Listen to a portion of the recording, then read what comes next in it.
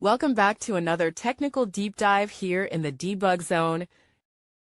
Today we're tackling a big question and breaking it down with insights from other users. Hopefully this clears up some misconceptions and helps you get the answer you need.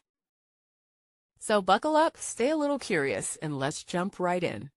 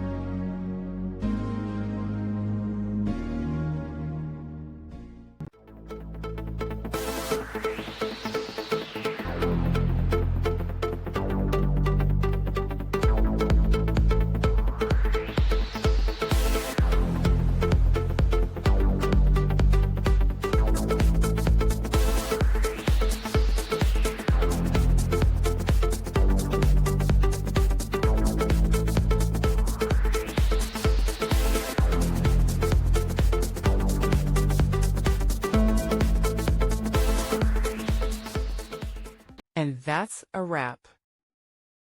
I hope you found the answer you were looking for. If you did, take a second to hit that subscribe button. It really helps out. And let me know in the comments which solution worked best for you. See you next time in the debug zone.